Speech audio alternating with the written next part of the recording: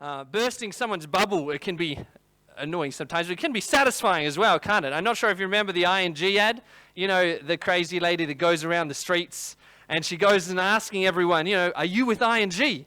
And if they are, she gives them one of the orange balloons, but if they're not, she gives them one of the other colored balloons, and as soon as she gives it to them, she grabs out a pin and pops their balloon. And people go through the emotions, they're excited by the balloon, then they're surprised by the pop, disappointed, and sometimes it turns to anger. And if you haven't noticed, that's sort of what the author of Ecclesiastes has been doing. He's been going through our lives and he's been popping our balloons. The things that we think that will bring us happiness and satisfaction but are actually empty. He's popping them for us for our good. So you may have thought that there was lasting satisfaction in working hard. He grabs out his pin and he pops that. You may have thought when we've been looking at what we've looked at so far that you're in control of your life. Pops it. You may have thought that there was lasting gain, lasting satisfaction that we could find in this life. Pop. You may have thought that life was more than hevel, the Hebrew word for fleeting vapor. Pop. And today, he pops another one of our balloons, the ones we hold up that think will make us happy, and he pops it for our good. The balloon he pops today is our pursuit of wealth. It's everywhere in our culture, it's everywhere in our society, it's everywhere in our hearts. So you just need to think of, the gold rush or our desire for promotion or a higher paying job. You just need to look at casinos and lottery tickets, how we're all striving after more constantly. You can pick up a magazine, you can search a blog site, and they all tell you one thing, how you can be richer, how you can make money, and they're incredibly popular. How you can gain more wealth. And we so often think how good it'd be to have a little more, don't we? We think how good it'd be to have enough money to not have a care in the world. And we tell ourselves that if we pursue wealth, then we'll be more content, more happy, and more satisfied. When Ecclesiastes was written, this book here, it was the same then. People were striving after wealth.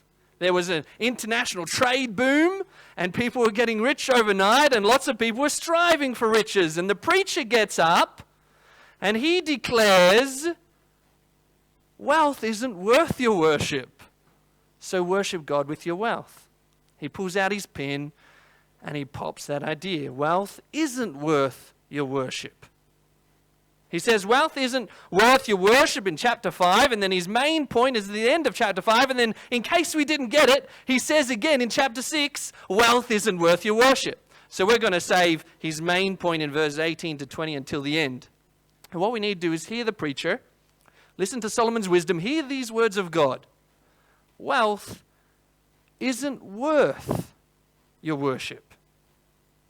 This isn't some guy just imagining this. This is a wise guy. I believe that it's Solomon, a very wealthy man, a man who strived for riches, a man who's gotten riches in his life. One guy compared, he looked at the description of Solomon's wealth that we find elsewhere in the Bible, and he compared it today, how much it would be about. And he said it would be about $2 trillion worth. That's how much Solomon was worth, about $2 trillion.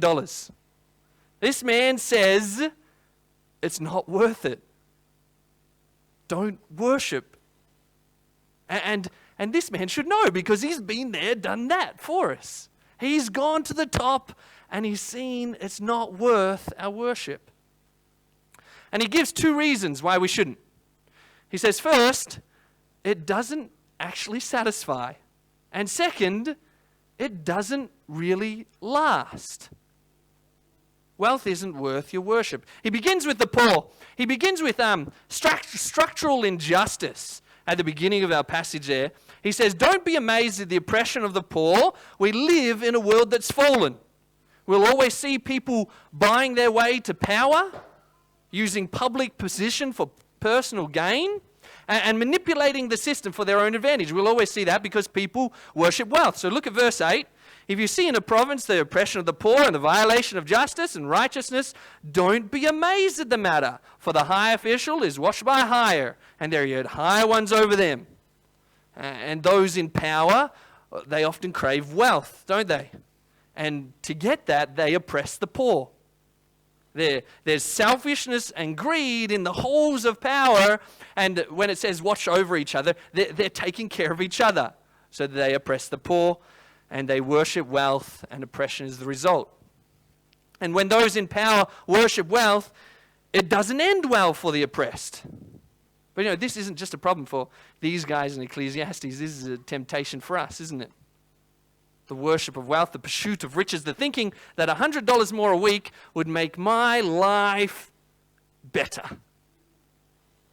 And so we as the rich in world standards, we skimp on cheap clothing made by oppressed workers because that way we get richer.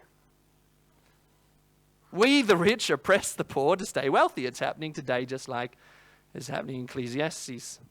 The problem is, worshipping wealth doesn't only bring the oppression of others, but he's very clear, it doesn't satisfy. So look at verse 10.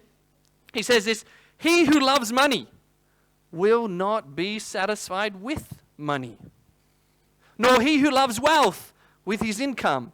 This also is vanity. And remember the word vanity, it's hevel, meaning it's vapor. It's fleeting. It won't last.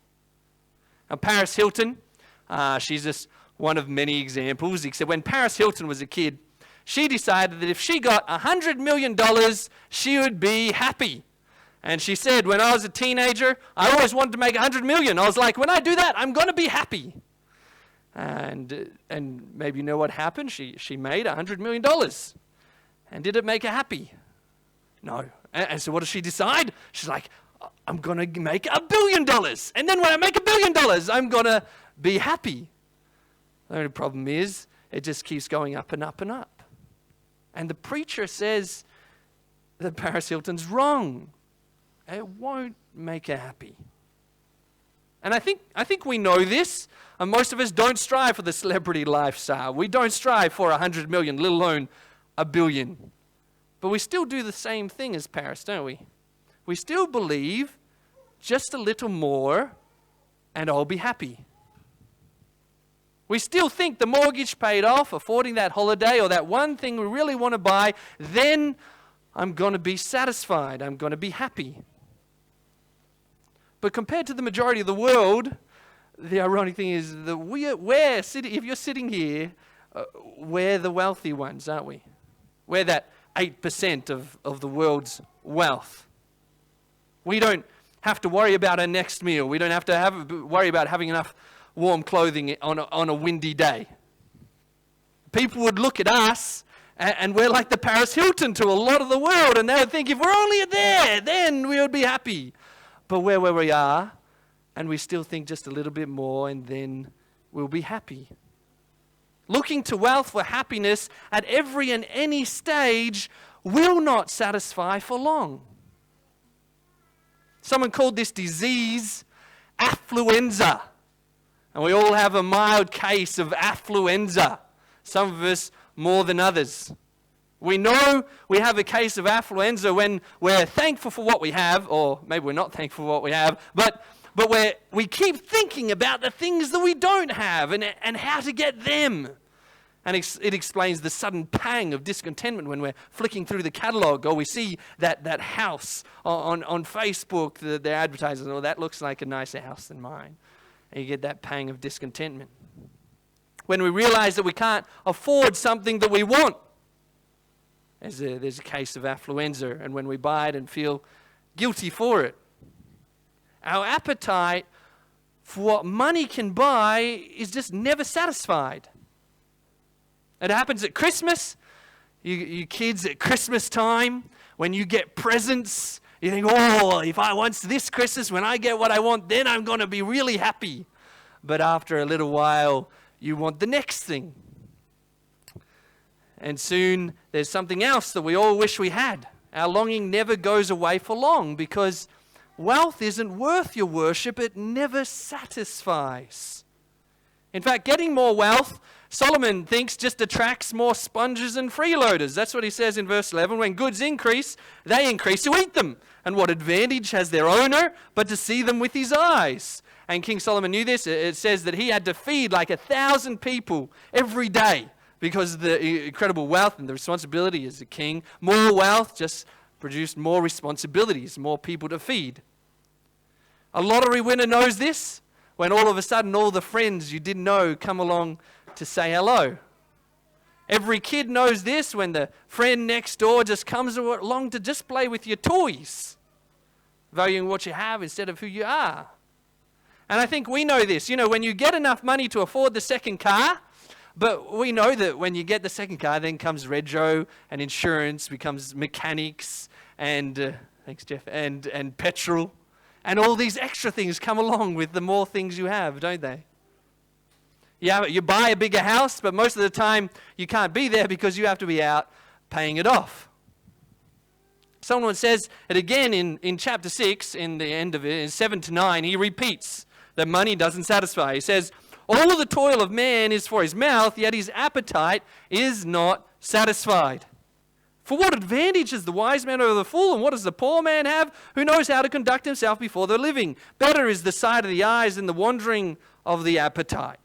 This also is vanity and a striving after wind. It's fleeting, he says. It won't satisfy. Stop kidding yourself. I think if we reflect on the times we thought wealth would bring us satisfaction, it doesn't. We know this. We just keep thinking the next thing will. We keep deceiving ourselves. Wealth isn't worth your worship. And you can imagine Solomon, can't you? He's looking over all his gold shields. He's looking all over all of his precious gems and looks over it all with an empty heart. He wants your balloon pop because he knows it's just filled with air. There's no substance to it. He knows it won't help you. He knows it'll just leave you empty. He knows it'll just leave you unsatisfied, so don't worship wealth.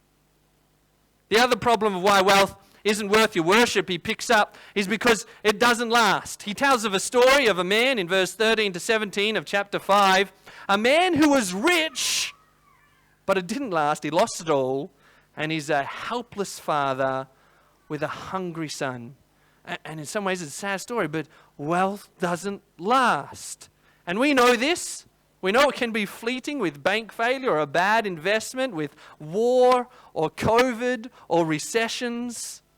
There are many ways to lose one's wealth, where a lifetime of hard work or a lifetime of hoarding, and it can still all be gone in an instant. Wealth is unstable. Either we lose it in this life or we lose it at the end of our life. We can't take it with us to the grave. Death comes, it's all gone forever. The Pharaohs thought that if we kept all of our treasures and wealth took it with us to the pyramids, then we'd be able to enjoy it for life. But what happened was the thieves just came and stole it all. All our wealth in this life holds no value in the next. And the preacher, God's saying you can grab for the wind. You know, you can go out today and it's a really windy day. You can go out and try grab for the wind, that word heavily, vanity. And you can try grasp it as hard as you want or as quick as you like and practice and do it every day. But every time it's just going to slip through your fingers, isn't it? And so it is with wealth. It's like trying to grasp at the wind. It's a wasted life. So we need to resist the fevers of affluenza. Jesus says, you can't serve two masters. You can't worship wealth, pursue riches, because they just draw your heart away. They draw your time away. They draw your worship away. Wealth isn't worth your worship because it doesn't satisfy, it doesn't last, it's unstable. And he says even more, having money doesn't equal enjoyment. So a man can live 2,000 years. He can be incredibly wealthy. He can have many children. He exaggerates in the passage. It says 100 kids.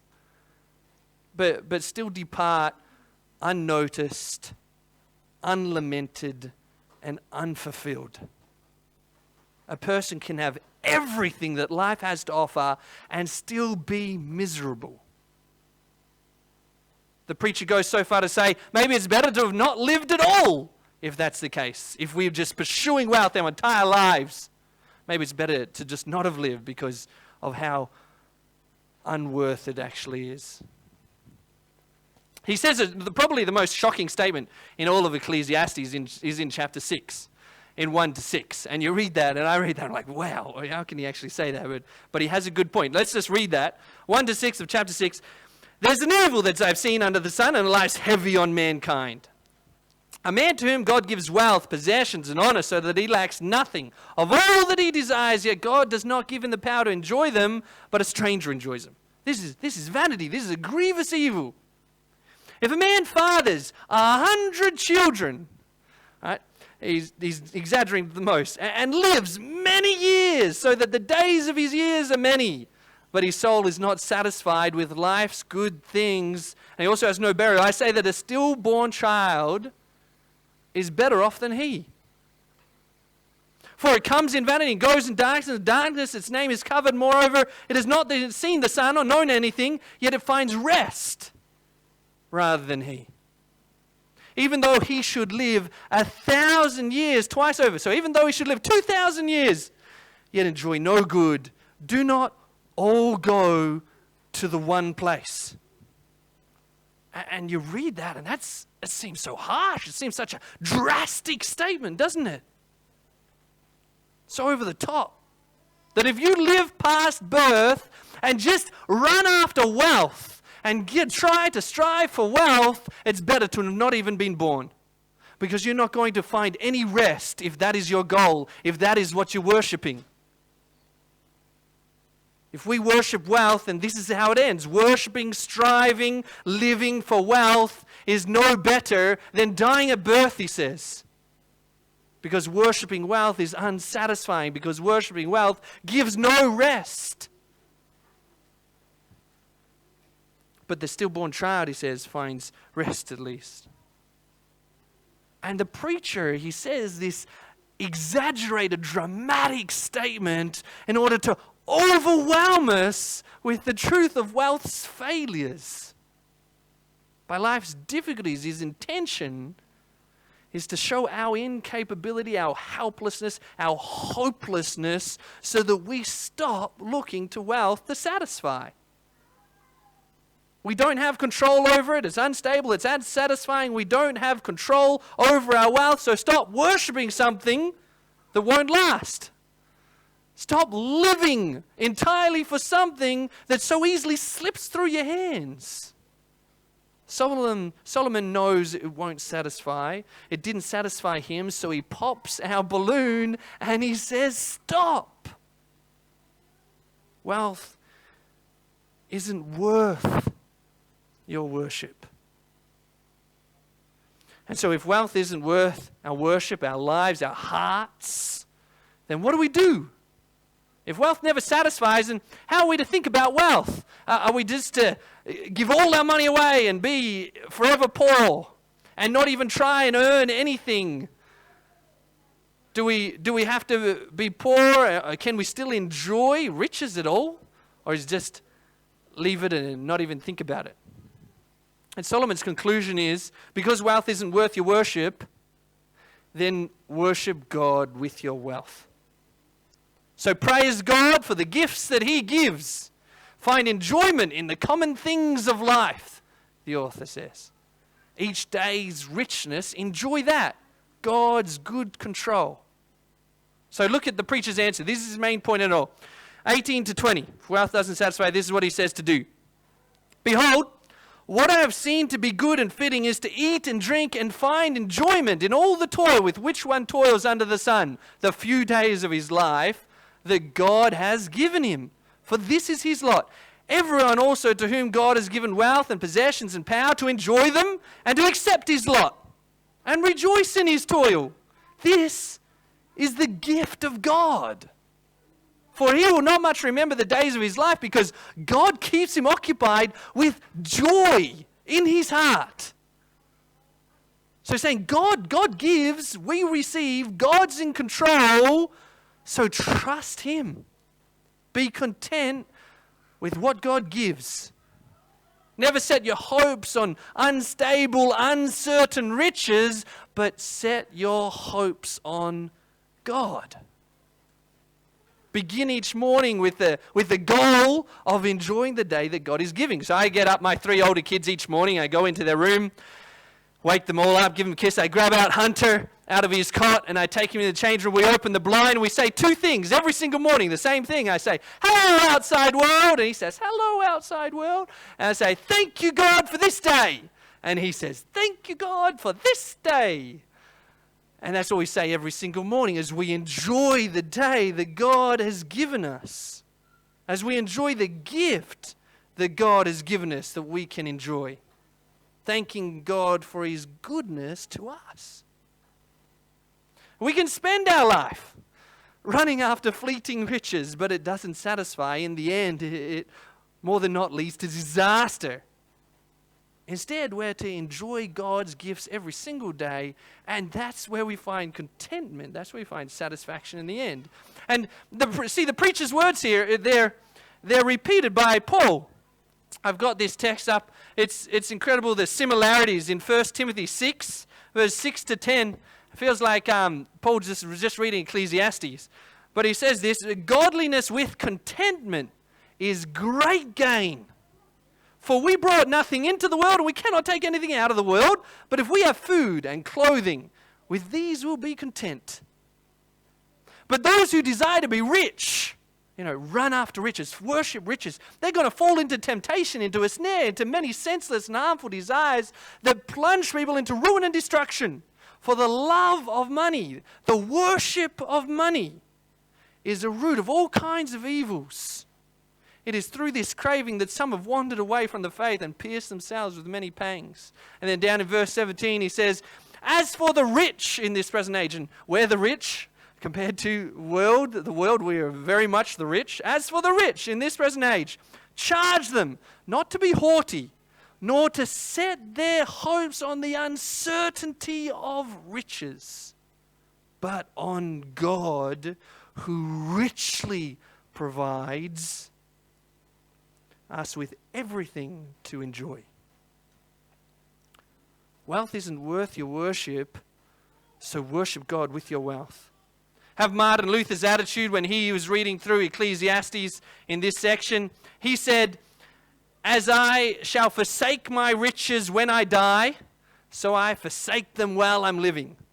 And I've been listening to Luther in real time, that podcast, and that German accent, it would be cool if you could think of it in that way. I won't do it because I can't. But one way to know if you're worshiping God with your wealth, this is a way to know if you're worshiping God with your wealth or not. It's how easily and how cheerfully you give it away. Are you generous with it? Are you happy to share it? Do you use it for eternity? Give, don't grasp your wealth. That's why that's why we determined to give a portion of our money away, so we don't hold it too tightly. It is good for us to give. By nature and background, I'm a Dutch hoarder. I hate spending money. I love having enough money for myself. Because I too often worship it. I just store it up, hoping that that's going to be my security. And if I have enough, then I feel okay about it. I feel okay about life. Because I put my dependence, my stability on my bank account. I feel safe if I have enough. But it's not worth my worry and time. It's not worth my emotional security. It's not worth my worship. The only secure, the only reliable source is God himself. On one of our bank accounts, Steph and I, to remind us of this, we named it what God would have us use. Because that's not our money. That is God's money that he's generously loaned us. He owns all our riches. He gifts us all our wealth. And if we're to enjoy life, then enjoy God because of the gifts He's given us. These gifts are everyday life. They're breathing, they're walking, they're seeing, they're speaking, they're relationships, they're friends, they're family.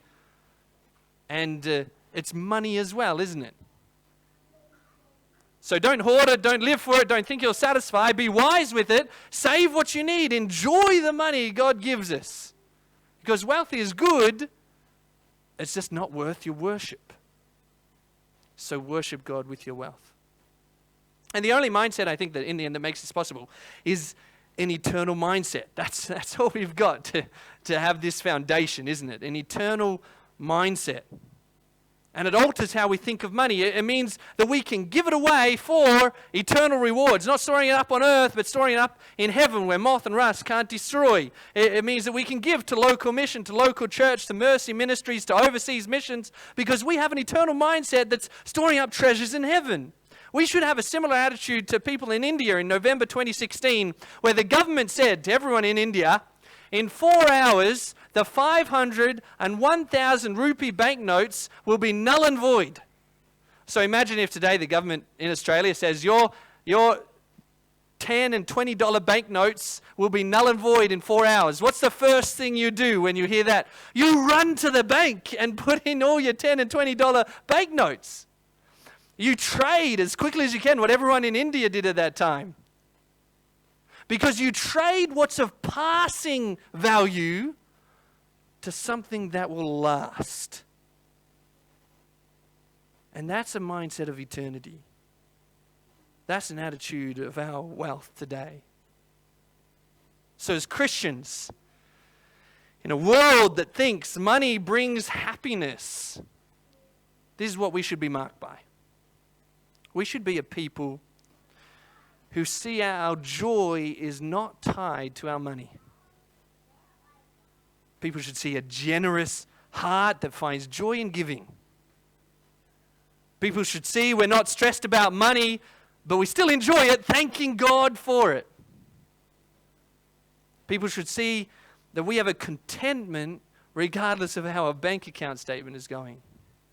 People should see a thankfulness and happiness tied not to wealth, but a thankful and happiness that's tied to a greater gift. A gift we know that the preacher in Ecclesiastes wasn't fully aware of. A gift that is lasting and satisfying.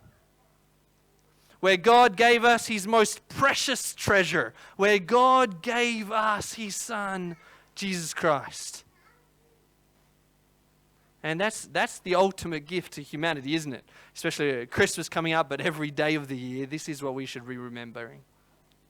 The gift that keeps on giving. It's the joy that never fades, where wealth just slips through our fingers. The joy and the hope we have in Jesus Christ is firm and lasting and stable and leads us through to eternity. And this great gift is the foundation of why wealth isn't worth our worship. And so when we foolishly think wealth is worth all our time and effort and energy, when we foolishly think, well, wealth will bring us joy and satisfaction, then think again. Wealth isn't worth your worship. So worship God with your wealth. Let's pray that God would help us to do that.